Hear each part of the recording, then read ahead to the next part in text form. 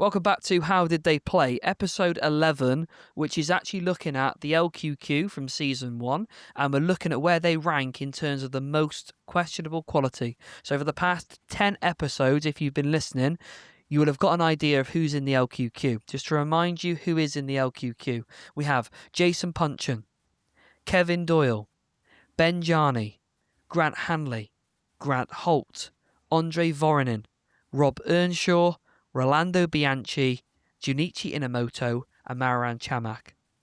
Now, just to get to this stage is massive for the LQQ, but now we're going to decide who has the most questionable quality. So what we've all done off screen is we've all put our 1 to 10. So the 10 is at the bottom, that is the least questionable quality. The number 1 is the most questionable quality. That could mean anything, the most questionable quality for Premier League. So, I want us to go first in terms of who we've gone with the most questionable quality. If we've gone all different, then we'll debate it. If we've gone all the same, it's done. And that's the most person with the most questionable quality. So, who first is the best player out of those? So that's your 10th ranking in your list. Who has the least questionable quality? Connor, who have you gone with the least questionable quality? Jason Puncheon, by far the best player in that league. Adam? I nearly went Jason Puncheon, but I've actually gone for Kevin Doyle as the best player in that league. And I think that sums up where we were at with those first two podcasts, because we went quite high in terms of quality and they dwindle from there. So I'm happy with that. Jason Puncheon, Kevin Doyle as being the best players from there of that list. So if we get rid of those two, we then have the rest left. So most questionable quality, LQQ, they're going to get a gold card on the Instagram, if you're following us, if they get into the LQQ as the first ever member of the LQQ. So, Connor, who has the most questionable quality? I have gone for the person who, to be fair, when we first discussed this and said about questionable quality, this person was one of the first players that came into my mind, and I've gone for Andre Voronin. Adam? I have not gone for Andre Voronin. I have gone for Inamoto. So we've got Andre Voronin and we've got Inamoto. Those two players you've gone with as being your top questionable quality. For me, I've gone with Junichi Inamoto. Okay? But that doesn't mean that he goes straight to the top, because in my top 3, Andre Voronin's in my top 3. Adam, is he in your top 3? No, he is not in my top 3. Wow, who did you think was better than him? Sorry, no, worse than him. Sorry, worse than him. Worse than him, I have got, obviously, Inamoto's top of my list. I think Bianchi's worse than him. I think Rob Earnshaw's worse than him. And I also think that Marouane Chamakh is worse than him.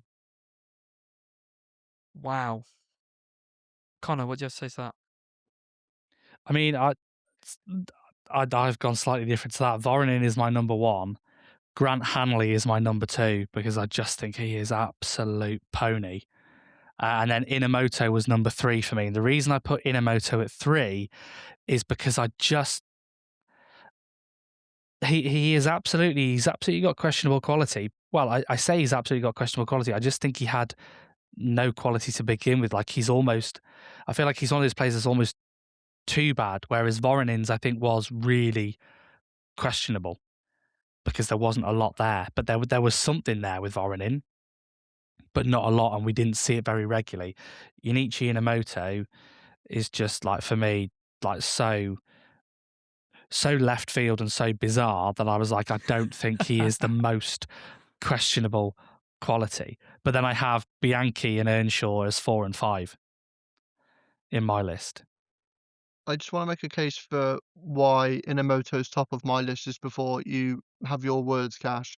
I think, again, Con, I agree with you. When Liam put him forward to the LQQ, I didn't hear a word of him. And it's almost like it's not obviously the title of this podcast is How Did They Play? But I almost want to push it one step further. And in terms of like, why did he play Premier League football? Do you know what I mean? In terms of being that bad, at what point were the clubs looking at him thinking, yeah, he's a Premier League standard footballer? With Voronin, I can understand why you've got him top of your list, but I can also understand why Liverpool brought him. He had a lot of promise. Obviously, his time in Germany came to the Premier League, didn't obviously light it up. But for Inamoto, I don't think he had any promise anywhere. I think that's why he's the top of my list. Yeah, I think with Voronin, for me, it was that, you know, he hadn't really lit it up in Germany. He wasn't one of those players that had done really well there and was then being chased by Premier League clubs. He was bang average really in Germany. Got that move to Liverpool at a time when, I mean, Liverpool were dreadful at that time anyway. And was in a team with some dreadful players too. And that's what sort of did it for me. And I think what pushes it maybe more for him is that Junichi Inamoto's time in the Premier League is probably just that little bit before I really knew it. So it's like I say, when I think of questionable quality, Voronin is a player that always stands out, that I've always thought of, because I remember watching him growing up and just thinking, how on earth are you playing in the Premier League? What is our thing? Is it Premier League? Is it questionable quality for Premier League? Because we've always just said it's the league of questionable quality, but is it Premier League? Because a questionable career is Andre Voronin for me.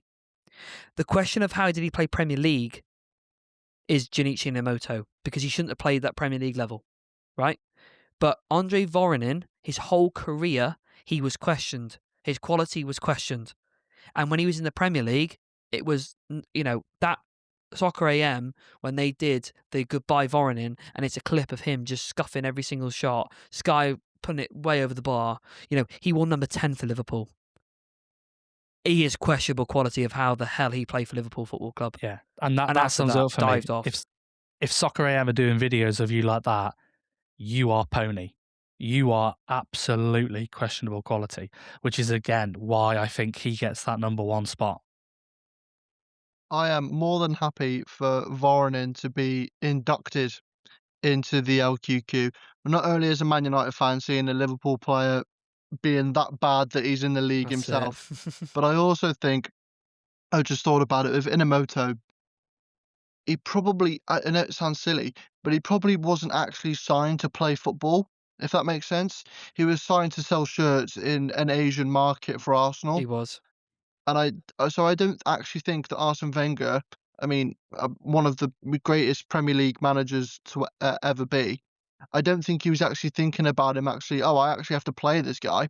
I'm thinking if I just buy him and then all of these Asian fans will just buy a shirt, yeah, that's what he was signed for. Prices will skyrocket. So in terms of I agree. I mean, all of these players, I mean, bar Kevin Doyle and Jason Punchman for me, could easily have an argument to be nominated. But I mean, as a Man United fan, I'm more than happy to know that the worst player that we've spoke about has played a significant time for Liverpool.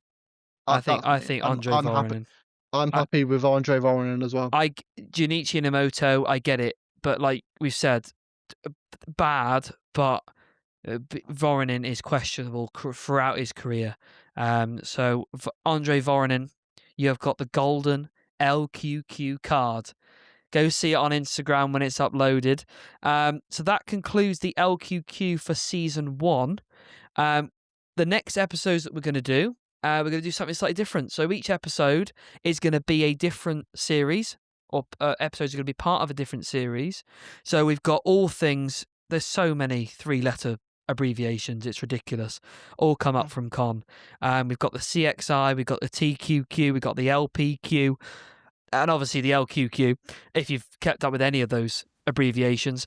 So check into our next episode where we do something completely different, where we are actually looking at comparing who makes a combined 11 from some nostalgic champions winning, and relegation sides. So tune in to our next episode to find out who makes it into our combined 11s. The LQQ Season 1 finishes with Andre Voronin as the golden, questionable quality for the Premier League.